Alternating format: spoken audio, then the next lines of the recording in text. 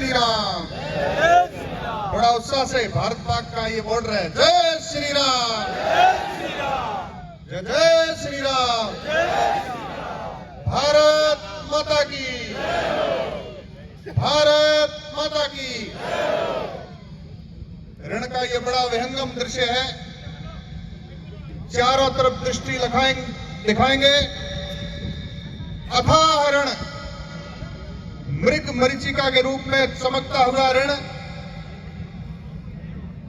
लगता है कि धरती का इधर से उधर, उत्तर से दक्षिण और पूर्व से पश्चिम का सिरा भी हमें दिख रहा है।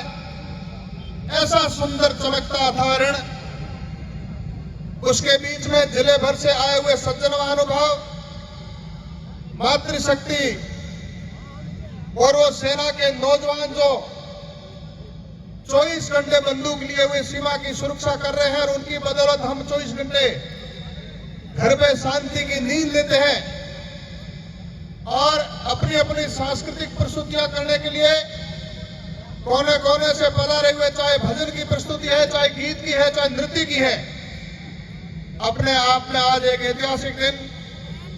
आज हम गुजरात और राजस्थान की सीमा पर खड़े हैं और इधर भारत पाकिस्तान की सीमा भी लग रही है। बड़ी आकांक्षाओं को लेकर के यह जन समुदाय आपके सामने और बड़ी जिज्ञासा के साथ में जो बैठा है। सज्जना, 500 वर्षों के लंबे संघर्ष और लाखों लोगों के बलिदान के पश्चात 22 जनवरी 2024 भारत के लिए ऐतिहासिक दिन हमने सबने देखा। घर पे पूजन कीर्तन और भजन किया। यज्ञ हवन के माध्यम से, भजन के माध्यम से, और इतनी पीढ़ियां खप गई। कितने लोगों के संकल्प थे। अयोध्या के कुछ ऐसे क्षत्रिय थे जिन्होंने वर्षों तक साफे नहीं बांधे थे, वर्षों तक चप्पल जूते नहीं पहने थे, और कई ऐसे लोग हैं जो दर दर ठोकरे खाते रहेंगे। जब तक श्री राम का मंदिर नहीं बनेगा तब तक हम घर में भी रहेंगे। और ऐसे बहुत सारे संकल्प लेकर के, लाखों बलिदान देकर के, और हमारे सामने स्वर्णिम पल, अद्भुत, ऐतिहासिक, अविस्मरणीय और अकल्पनीय दिवस 22 जनवरी 2024 हमने बड़े उत्साह और उमंग के साथ में और दीपोत्सव के रूप में मनाया। सजना, उस दिन इसी प्रकार से मेरे मन में भाव आया और संकल्प रूप में हमारे बाड़मेर जिले का, जिसको राजस्थान का खजुराहो कहते हैं, किराड़ू में इस प्रकार का दीपोत्सव करके हजारों की संख्या में वहां बड़ा एक दीपोत्सव हमने मनाया, दीपावली का उत्सव मनाया। साथ ही पर्यटन को लेकर के मेरे मन में भाव जागा कि बाड़मेर, जैसलमेर दोनों जिलों में इन वर्षों में क्रूड ऑयल आया, कोयला आया और सोलर हब के कारण बहुत प्रकार की संपदा भी आई। लेकिन कुछ ऐसे स्पॉट, ऐसे स्थान हैं जहां पर वास्तव में हमारे युवाओं के लिए रोजगार के बड़े केंद्र बन सकते हैं। तलोट का ऐतिहासिक मंदिर, 65 और 71 में भारत पाक के मध्य युद्ध हुआ। पाकिस्तान की उस थर्राती हुई उन्हें हवाई जहाजों ने, लड़ाकू विमानों ने बम बरसाए, लेकिन सैकड़ों बमों के बावजूद एक भी बम नहीं फूटा। तलोट का चमत्कारिक मंदिर, वो भी हमारा इस प्रकार से पर्यटन का बड़ा केंद्र बनना चाहिए। सजना, उसके बाद में निकलते हैं तो खूड़ी के सुंदर धोरे और रोहिणी के अंदर इतने सुंदर धोरे, लंबे धोरे, 2 किलोमीटर बाई 4 किलोमीटर के धोरे। कई प्रकार के प्रशासनिक अधिकारी और राज्य के बाहर के भी लोग आज आकर के पर्यटक के रूप में आज भी वहां जाते हैं और बड़े खुशी के साथ में जाते हैं। रोहिणी के बाद में मुरादा का बॉर्डर आता है, भारत पाक की सीमा। इमिग्रेशन के हिसाब से जिस प्रकार से केंद्र सरकार ने बड़ा सुंदर और खूबसूरत बनाया है, वो भी हमारे लिए पर्यटन का केंद्र बने। और उसके बाद में किराड़ू का ऐतिहासिक मंदिर 12वीं शताब्दी में बना। 12 ऐसे ऐतिहासिक स्थल है वहां। किस प्रकार से वर्षों तक मेहनत करके, खप करके, कितने ही कारीगरों ने जीवन खपा करके अद्भुत स्थापत्य शैली के मंदिर बनाए, वो भी पर्यटन का केंद्र बने।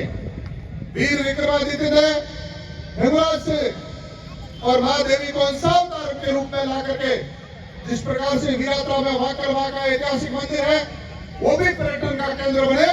और उसके साथ साथ ही अथाह रण, जहां पर बहुत बड़ा पर्यटन का केंद्र बन सकता है, सूखा बंदर का बन सकता है, नमक का बड़ा उद्योग बन सकता है और पर्यटक केंद्र बन सकता है। आप और हम सब देखते हैं, ये जितने युवा खड़े हैं, हम ये चाहते हैं कि हमारे युवा घर से एक जोड़ी कपड़े लेकर के, थैली लेकर के और अपने माता पिता और पत्नी भाई को उदास मन छोड़ करके 6 महीने के लिए कभी गुजरात, कभी महाराष्ट्र, कभी कर्नाटक मजदूरी के लिए जाते हैं, सैकड़ों किलोमीटर का सफर करके और कई महीनों तक घर छोड़ करके वहां रहते हैं। हमारा युवा वहां जाकर के घर से दूर रह करके रोजी रोटी के जुगाड़ में वह जाता है। क्या यहाँ सूखा बंदरगाह बनने के बाद में, पर्यटन बनने के बाद में, जब कई यहाँ पर का जब आमदनी के केंद्र बन जाएंगे, चाहे ऊंट दौड़, घुड़दौड़ के लिए, चाहे कई प्रकार के यहाँ भोजन की स्टॉल लग जाएगी, सूखा बंदरगाह होगा तो स्टीमर आएंगे, इम्पोर्ट और एक्सपोर्ट भी होगा। आपने अगर कांडला और मुंद्रा पोर्ट देखा हो तो उन बंदरगाह के ऊपर अरबों रुपए का निवेश हुआ है, हजारों लाखों लोग रोजगार पाते हैं। क्या ये माता बहनें ये नहीं चाहती कि हमारा भाई, हमारा बेटा और मेरा पति, मेरा भांजा, मेरा भतीज यहाँ रह करके, अपने घर में रह करके रोजगार पाए, ये रोजगार का केंद्र बने? क्या हम सब नहीं चाहते? क्या मैं आपको पूछना चाहता हूँ, इस संकल्प को सार्थक करने के लिए सभी जो विराजे हैं, आदरणीय आदूराम जी मेघवाल यहाँ के विधायक बने हैं, जनप्रतिनिधि हैं, उनके मार्गदर्शन में, उनके अब तक प्रयासों से, साथ ही जिन बलवंत सिंह जी का नाम इतिहास के पन्नों में है और बार बार अखबारों में आप कभी देखते हैं बड़े गौरव के साथ में लिखा जाता है, सन 1971 में उस समय अपने घोड़े पर सवार होकर के और सेना का नेतृत्व करते हुए पाकिस्तान को फतेह करने में जिन्होंने बड़ी भूमिका निभाई है, ऐसे ठाकुर बलवंत सिंह जी का नाम भी बड़े गौरव से लेते हैं। उनके पुत्र ठाकुर रतन सिंह जी बीच में विराजमान है। मकाराम जी आशा, जिनको भी अनुभव है टूरिज्म का, वो भी विराजे हैं। भाई अनंत राम जी प्रदेश मंत्री भाजपा के, वो भी हमारा सहयोग करेंगे। आदरणीय बीएसएफ के अधिकारीगण विराजे हैं। संगाराम जी जो डीजीपी रहे हैं वर्षों तक, तमिलनाडु में विशिष्ट पहचान बनाई है।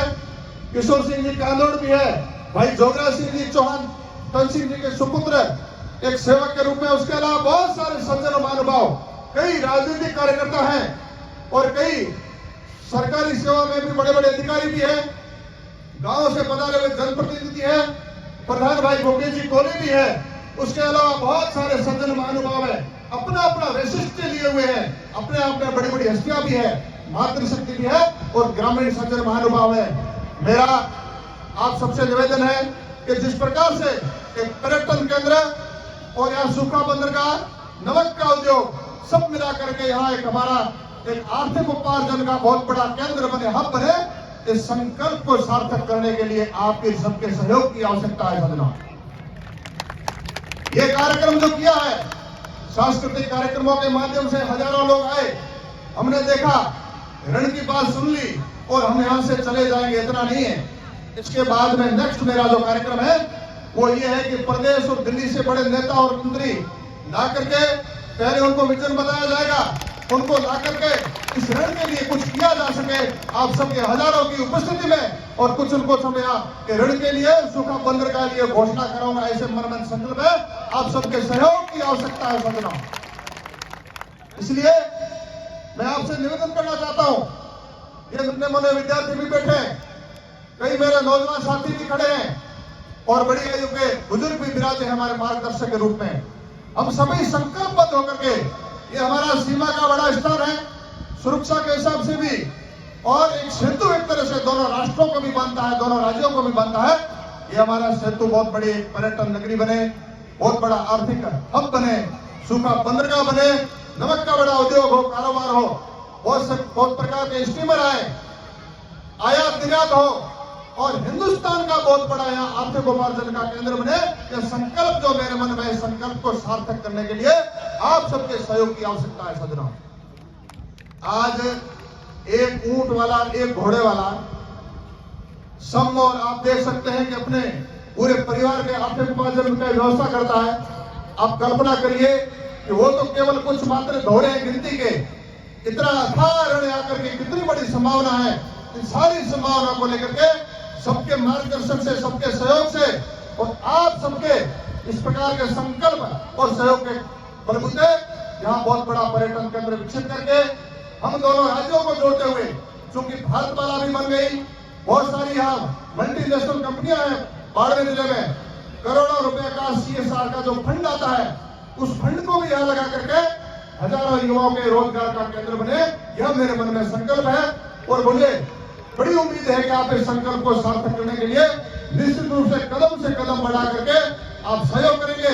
हम सब मिल करके युवाओं के उज्जवल भविष्य के लिए कुछ करेंगे और यहाँ एक बहुत बड़ा एक चमत्कारिक स्थल बनेगा, आशा का केंद्र बनेगा और बहुत बड़ा उद्योग केंद्र विकसित हो और कई प्रकार के उद्योग यहाँ बन जाए, खुल जाए, विकसित हो जाएंगे। ऐसा मन में जो भाव और संकल्प है, उस संकल्प को सभी सार्थक करने में निश्चित रूप से सहयोग करेंगे। इन्हीं भावों के साथ जय हिंद, जय भारत। भारत माता की। हजारों मेरे युवा साथियों, बड़े बुजुर्गों और मातृशक्ति ने आकर के उपस्थिति दर्ज कराई और संकल्प को सार्थक करने में जो सहयोग किया, कुछ और भी सांस्कृतिक कार्यक्रम है, मैं आप सबका वंदन करता हूँ, बहुत बहुत धन्यवाद देता हूँ। बहुत बहुत धन्यवाद। जय हिंद, जय भारत।